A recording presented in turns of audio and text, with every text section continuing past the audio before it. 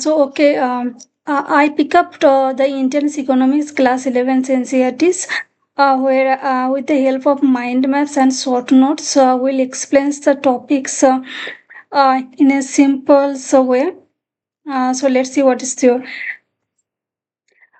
See that if we can look at the screens, in the economic sectors, there are three sectors: primary sector, secondary sector, and tertiary sector. In the primary sectors, there is the major ones is agriculture, then squirings, then natural products. Okay. So what is given in the agriculture? In the provided sources, agriculture is defined as the core component of the primary sectors. Okay, which encompasses all activities involving the gatherings, cultivations, or extractions of purely natural products, such as fruit, rice, and minerals. While the primary sectors also includes quarryings and minings, agriculture has historically been the principal means of livelihood for the vast majority of Indian population. So let's look at the historical evolutions of the sector.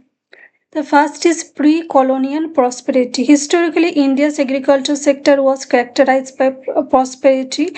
17th century accounts describes regions like Bengal as richer than Egypt, exporting abundance in rice, sugars, cotton. But when the Britishers comes, colonial stagnations.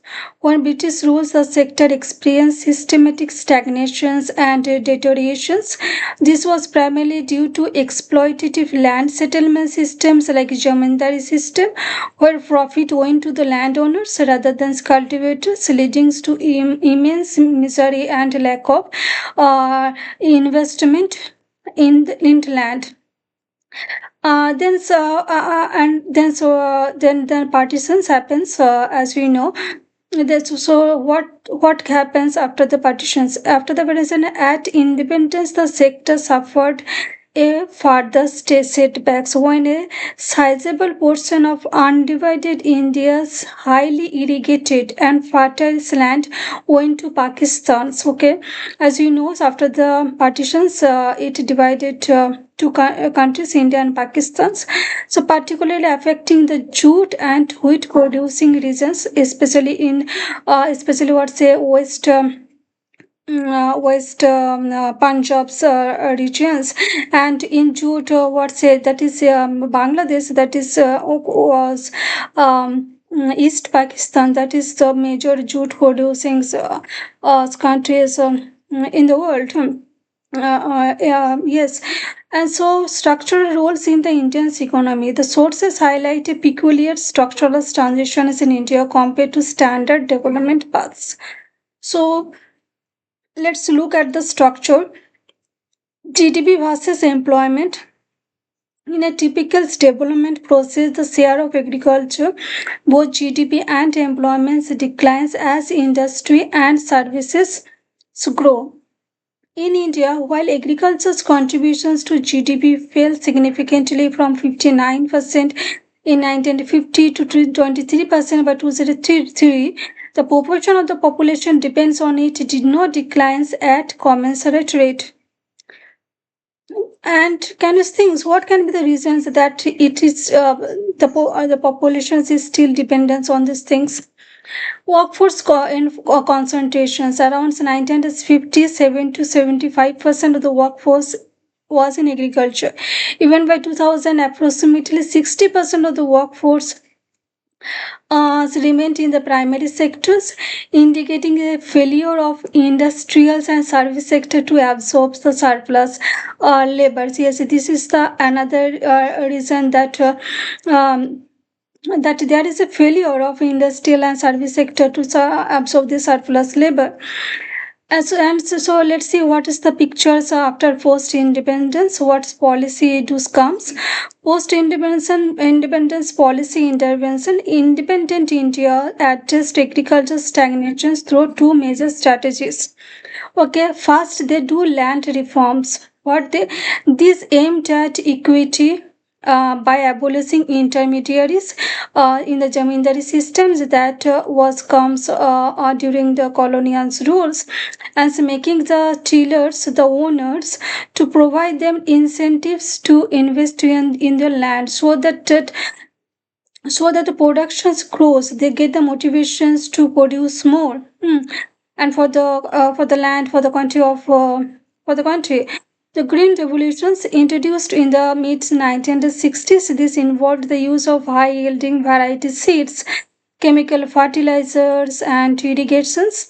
It successfully broke the colonial area stagnations and enabled India to achieve self-sufficiency in food grains. So these are the major policy interventions so that the India can becomes a self-reliant economics and self-sufficient enough. As in the production of foods, because due to the colonizations our agriculture system was disrupted very much. Okay. So these are some kind of, so first they do land reforms. So the whole because so that the tillers get the motivations to cultivate more. Okay, and they becomes the owner of the land. Then they come green revolution, so that the cultivations grows in such a way, so that the productions grows, and it comes science and technology intervention is there. Okay. And then comes government subsidy debates. So the government provides subsidies for fertilizers and credit to encourage small farmers to adopt new technology. However, this remains a debated topic, as critics argue subsidies as fiscal burdens often benefit the fertilizer industry and its farmers more than intended poor receipts. So these are the areas that is concern for the policy house, that how it goes works and how and what not. Okay, modern challenges and transitions. So, what are the modern challenges? Is yours? Post 1991's reforms, agriculture growth decelerated to 2.3% annum during 1990s due to a decline in public investment in infrastructure like irrigations and power, the removal of subsidies and increased international uh, competitions under WTO rules led to agriculture distress, notably manifested in farmer society in regions like Cotton Belt of Andhra Pradesh and Maharashtra. Yes, if you look at the newspapers happenings these days, you will see that there is a debate regarding the subsidies, and sometimes, especially in the sugar canes like things. And yes, there is a what says loosenings that rules for WTO, so that the others countries can enter into our market. Okay. So this is the others things, and that's impacting our agriculture. Diversification and allied activities. This is some positive things to do to reduce the risk of exclusive dependence on farming. The source emphasizes diversification into allied activities like animal husbandry, livestock, fisheries, and horticulture. So because if the farmers face loss in their agricultural activities, there is some things where from which they can earn money, and it will at the same time will contribute to the economics of the countries as well. Sustainable agriculture, there is a growing shift towards organic farmings. So first you have to know what is sustainable agriculture, meaning of sustainability. Sustainability is what say that will sustain for the longer times, longer period. Okay. There's a growing shift towards organic farming. So organic farming is, you have to know what is organic farming is. It's all about using the all naturals, all natural materials and things available that way. When reducing the use of fertilizers, chemicals, this way, which restores ecological balance by substituting chemicals inputs with locally produced organic ones. Okay, that's what was saying. While yields may be lower initially, it is presented as sustainable long-term path that offered health uh, that offered health benefits and export potential. Yes, initially it will be lower, but at certain times a sustainable long-term path, and well, it will benefit the health and export potential, because organic food will always attract the attentions of other countries as well, and the export will boost up. So this is what,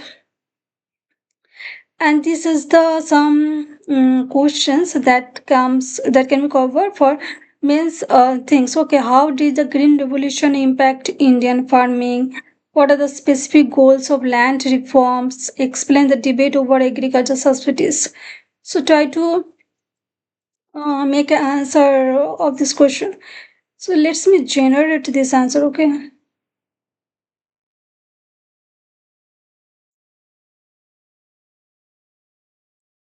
if people do want make comment me for the PDF, I can share these notes on Telegram. What are specific goals of land reforms?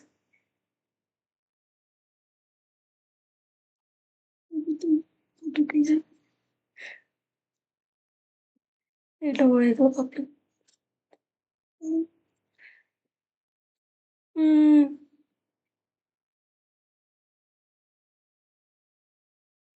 okay, that's all. Then comes to the queryings. It's not that much important, but let's see what is querying.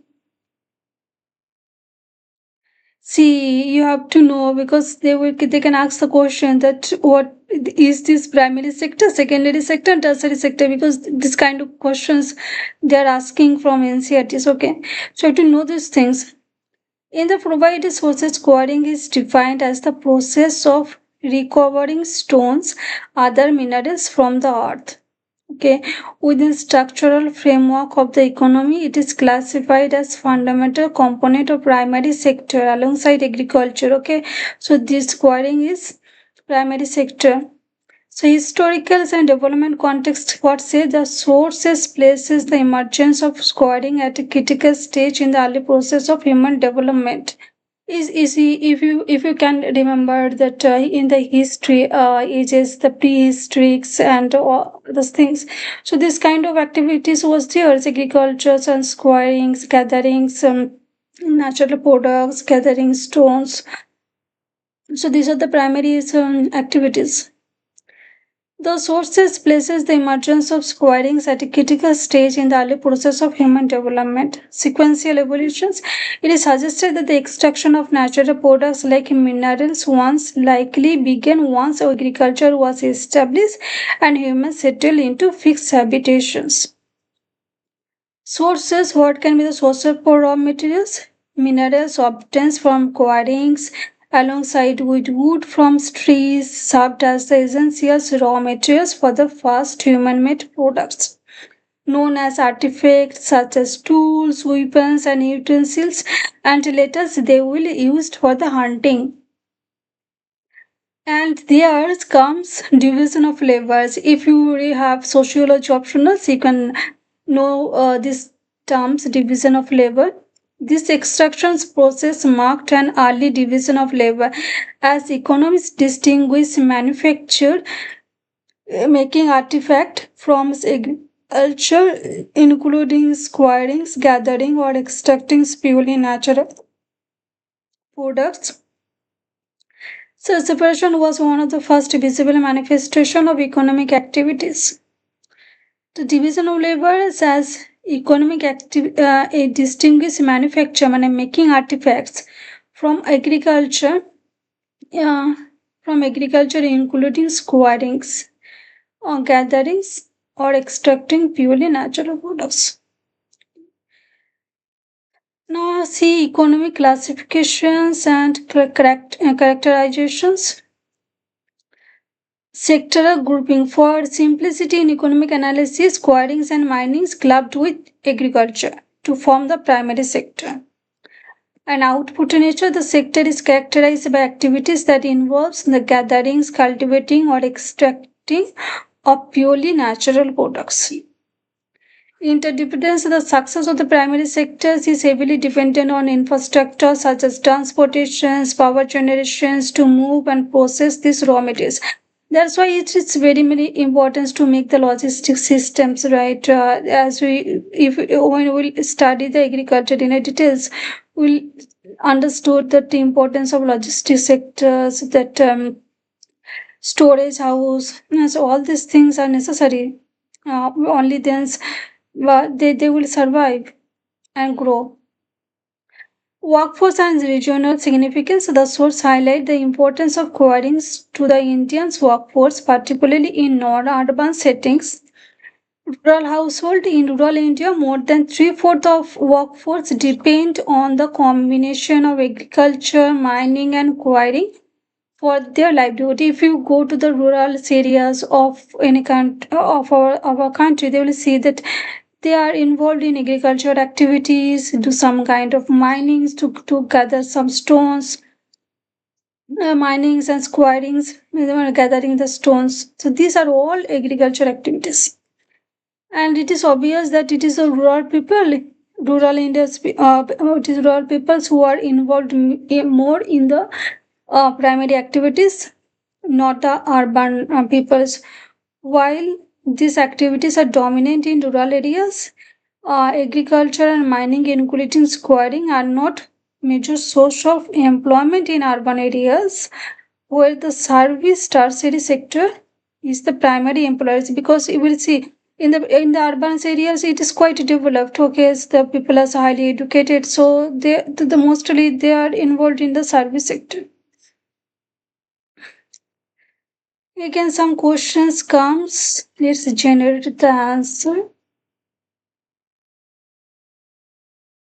Then comes natural products. Okay.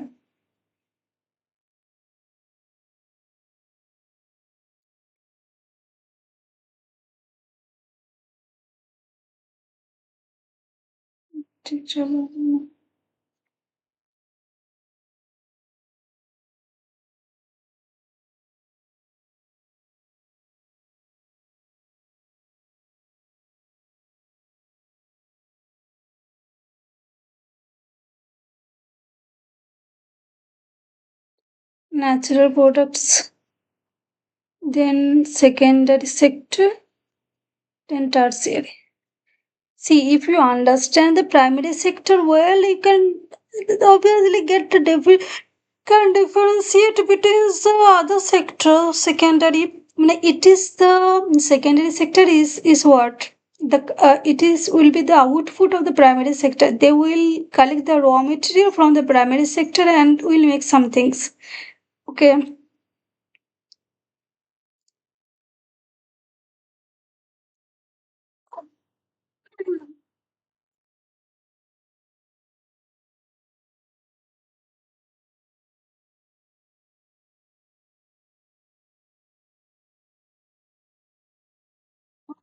Okay.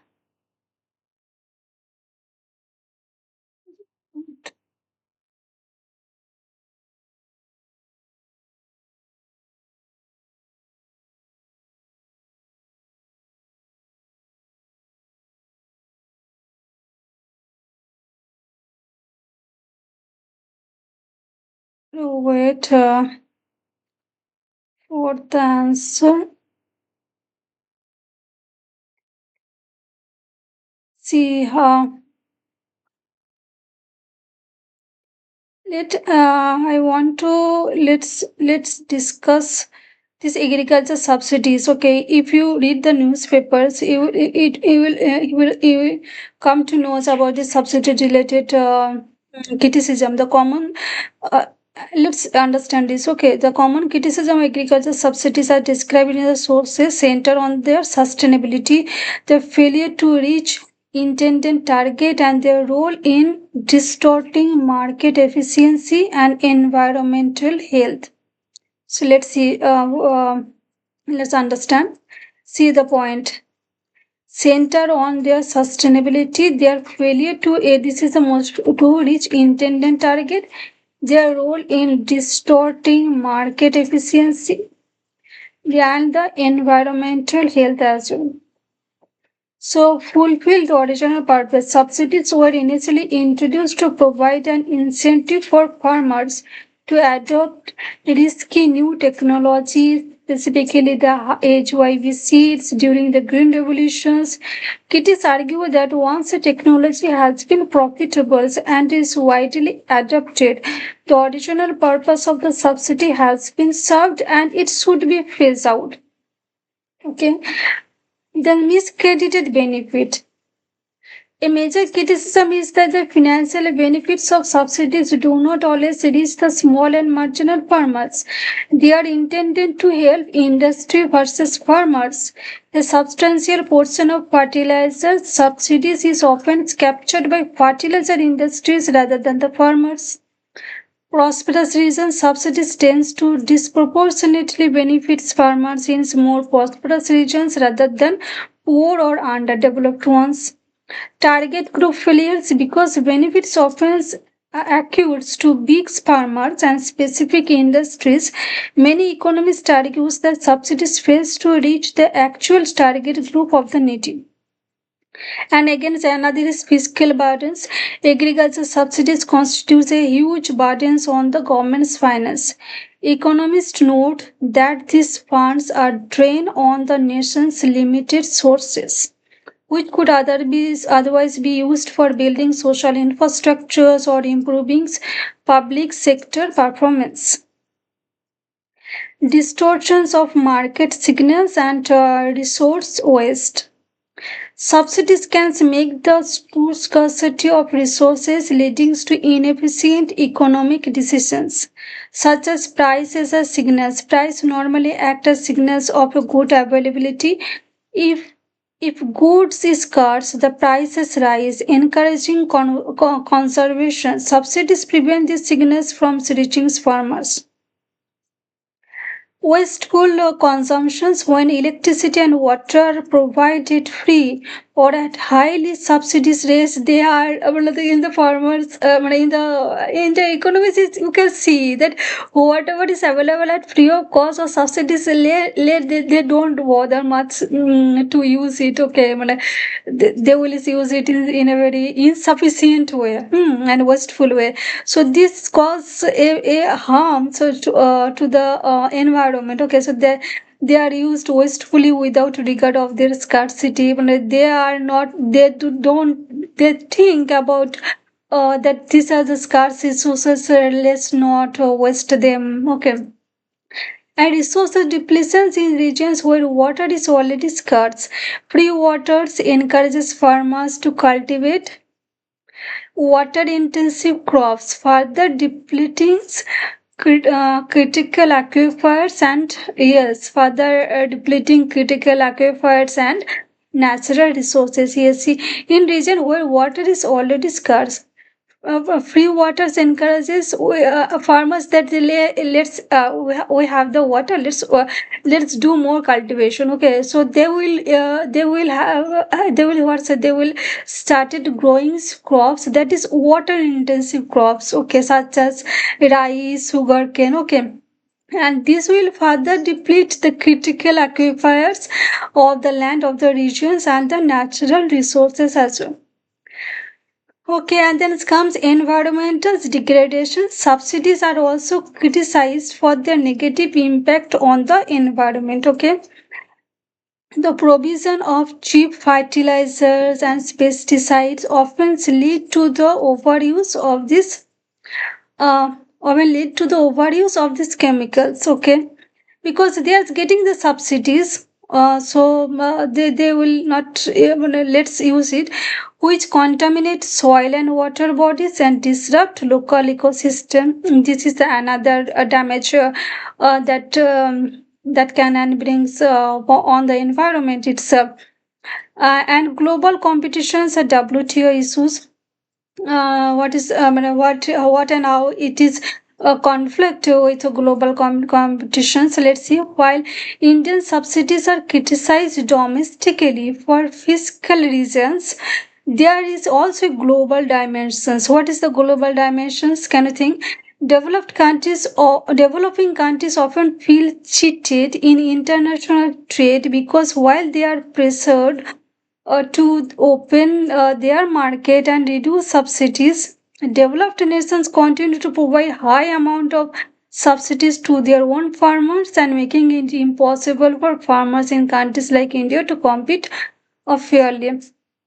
So there is a sharp distinction of a policy mindset between the developing countries and developed nations. Developing countries feel cheated while they are pressured to open their market and reduce subsidies. Okay, while the pressure to open their market and reduce subsidies, on the other hand, developed nations continue to provide huge amount of subsidy to their own farmers and making it impossible for farmers in countries like India to compete fairly. So this one is a very interesting question. So I had to cover. So this one I am doing for prelims. Or later questions I will see later. Okay.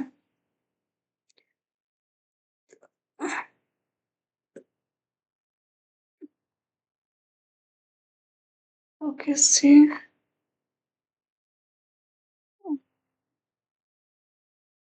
Private sector. Let's. How does the private sector impact health and education?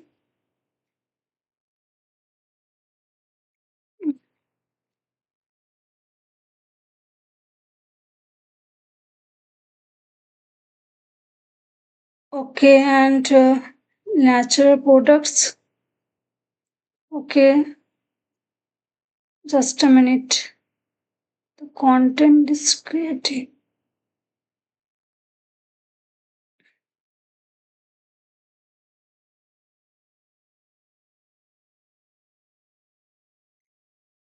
See, this is the best way to study. If you look at the mind map and the this way, how the question, how the each section is breaking down, and then reading these things, and you can make some highlighted points here, and your division will be done.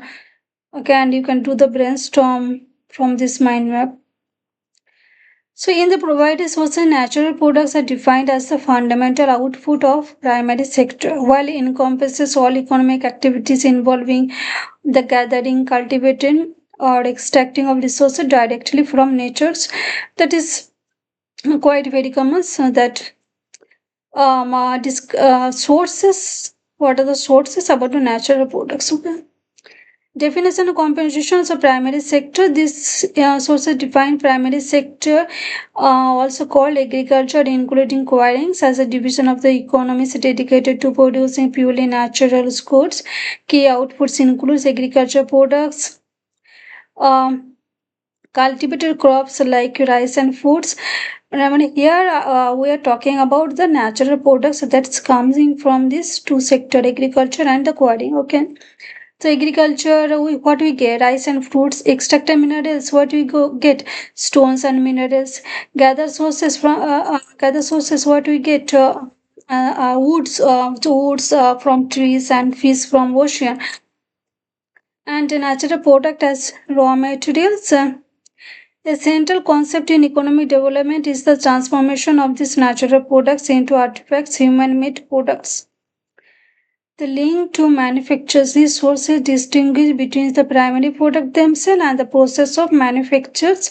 For example, is what I was saying that is that this secondary sector is wholly dependent on the primary sector. The raw materials is totally collected from this primary sectors. This is the natural products that are coming from this from the activity of the primary sectors will be used in the secondary sector. Okay.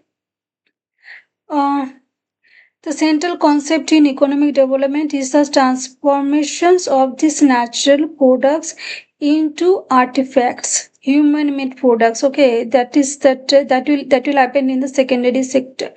What they will do, natural products will transform into the human-made products. So the link to manufacturing, the sources distinguish between the primary products themselves and the process of manufacturing. So what's it? There will be the collection. I mean, if you see some example that it's tea, how the tea leaf is coming to your home, okay, or what say woods from trees and minerals from squatting serves as the raw material used by the secondary sector to produce stools, weapons, and utensils. If you look at your furnitures, wooden furnitures, and from the minerals, there's some kind of utensils is theirs, weapons is theirs. Um, these are things, okay. It's a division of labor, the separation of the primary sectors, extracting natural products from the division of labor. When the person who involved in collecting those materials, this person is doing agriculture activity, and the person who's manufacturing product from those things, it is like there that person is involved in the secondary activity. So was the first visible manifestation of economic development driven by division of labor. So historical context. See what is the historical context.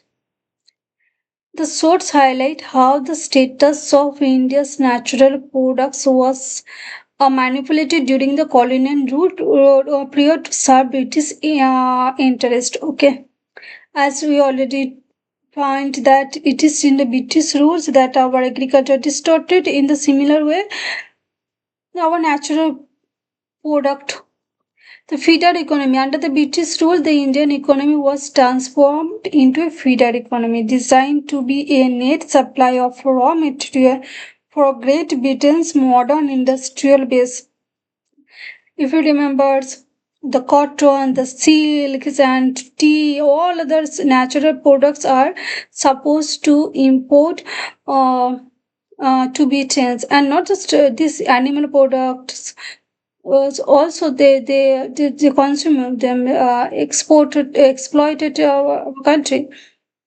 Exported to primary products, India became a major exporter of products such as yes, raw silk, cotton, wool, sugar, indigo, and jute. Have a make to remember these things. Okay.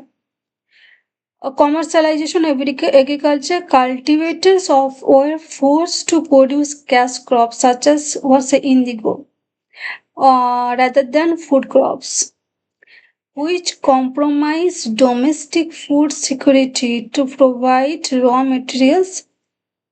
We to provide raw materials for British industries. If they produce food crops, it will meet the demand of domestic food industry. But if they produce these cash crops, they will meet the raw material demand of British industries. Environment and a sustainability perspective, the environment is described as the ultimate source that supply resources which are categorized based on their ability to regenerate.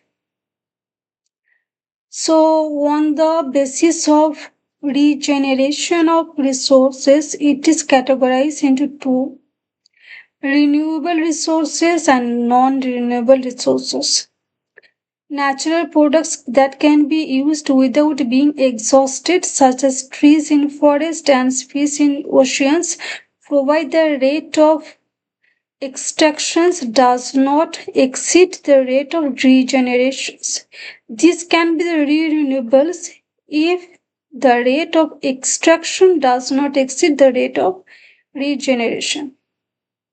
Non-renewable resources produce products that are depleted upon extractions and use, such as fossil fuels.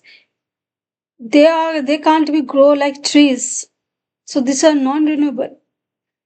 The sources emphasize the sustainable development require the extraction of natural products to remain within the carrying capacity of the country to avoid an ecological and economic crisis.